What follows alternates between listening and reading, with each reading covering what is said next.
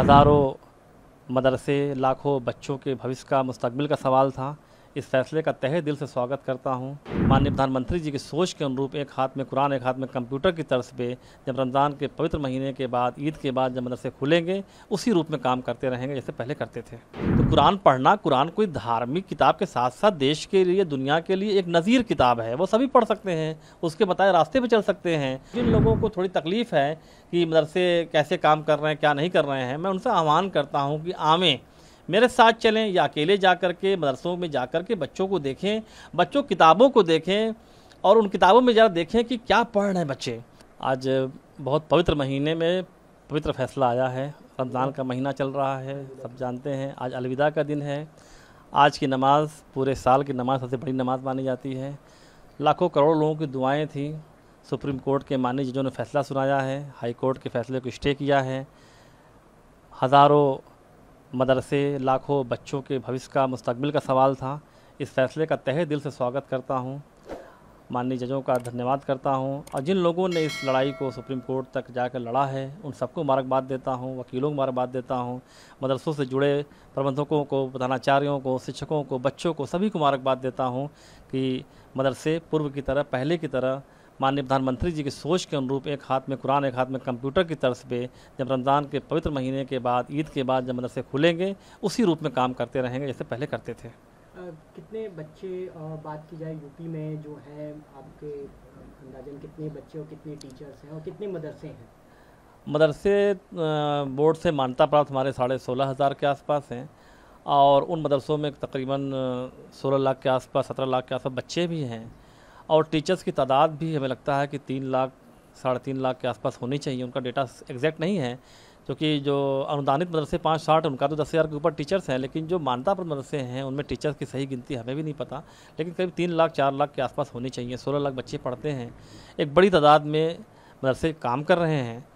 तो उन सब के लिए बड़ा आज खुशी का दिन है कि सभी लोगों को जो घबराहट थी, सभी लोगों में मायूसी थी माननीय हाई कोर्ट के फैसले के बाद, उस फैसले को सुप्रीम कोर्ट ने स्टे करके एक बड़ा काम किया है। सुप्रीम कोर्ट ने यह भी कहा है कि जो हाई कोर्ट ने कहा था कि मदरसे की स्थापना धर्मनिरपेक्ष के उल्लंघन करती है, ये भी गलत ठहराया है। देखिए, मैं पहले दिन से कह रहा हूँ कि जो बोर्ड बना, सरकार ने जो बोर्ड बनाया, वह बोर्ड अरबी, फ़ारसी और संस्कृत जैसे ओरिएंटल लैंग्वेजेस, प्राच्य भाषाओं के विकास के लिए, उनकी तरक्की के लिए बोर्ड बना।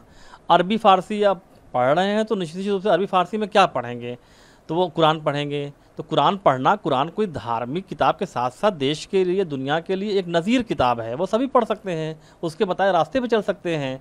अब जैसे संस्कृत की पढ़ाई करनी है तो वेद पढ़ेंगे, पुराण पढ़ेंगे, गीता पढ़ेंगे। गीता को पढ़ना कोई धर्म को पढ़ना तो है नहीं, गीता भी ऐसी चीज़ है जिसको पढ़ करके आदमी जो है बहुत कुछ इबरत हासिल कर सकता है।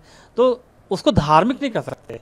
वो लैंग्वेज क्योंकि अरबी हो, फारसी हो, संस्कृत हो, ये ओरिएंटल लैंग्वेजेस, हमारे प्राच्य लैंग्वेजेस हैं, इनकी तरक्की के लिए बोर्ड बना है। अब इसमें जो किताबें पढ़ाई जाएंगी, हो सकता है किसी धर्म को फॉलो करते हो, लेकिन वो धार्मिक शिक्षा नहीं दी जा रही है। वो प्राच्य भाषाओं को तरक्की के लिए, ओरिएंटल लैंग्वेजेस की तरक्की के लिए बोर्ड बना है और मदरसे उसको काम कर रहे हैं उस पर। सुप्रीम कोर्ट ने हाई कोर्ट के जो 22 मार्च के फैसले जो अपील की गई थी, उसको चुनौती देने वाले पर एक नोटिस भी जारी किया है। अब हर सुप्रीम कोर्ट से बढ़ के क्या है, सुप्रीम कोर्ट इस देश के सबसे बड़ा कोर्ट है और उसके फैसले का हम स्वागत करते हैं। उनके जजों को धन्यवाद देते हैं कि उन्होंने ठीक ढंग से इसको समझा। जो चीज़ें हम लोग कहना चाह रहे थे, हाई कोर्ट में भी हम लोगों ने पक्ष रखा था और यही रखा था कि ये प्राच्य भाषाओं की तरक्की के लिए है, उनके आगे बढ़ने के लिए है। अरबी, फ़ारसी, संस्कृत बोर्ड भी है। संस्कृत बोर्ड हमारा एजुकेशन डिपार्टमेंट में आता है, अरबी फ़ारसी बोर्ड हमारा जो मदरसा बोर्ड कहलाता है वो माइनॉरिटी में आता है। तो लैंग्वेज जो हैं, जो ओरिएंटल लैंग्वेजेस हैं, जो प्राच्य भाषा हैं, उनकी तरक्की के लिए बोर्ड बना है, ना तो धार्मिक शिक्षा के लिए बोर्ड बना है। धार्मिक शिक्षा का सवाल ही नहीं पैदा होता।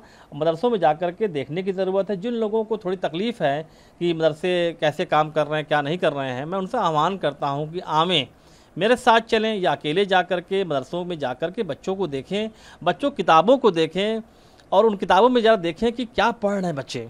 क्या बच्चे साइंस नहीं पढ़ रहे हैं, कि मैथ नहीं पढ़ रहे हैं, कि सोशल नहीं पढ़ रहे हैं, कि इंग्लिश नहीं पढ़ रहे हैं, संस्कृत तक से पढ़ रहे हैं मदरसों में बच्चे।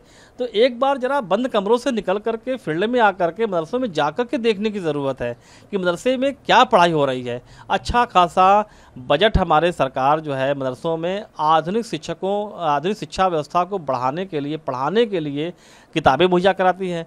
बेसिक शिक्षा विभाग के सहयोग से उन बच्चों को फ्री किताबें मिलती हैं।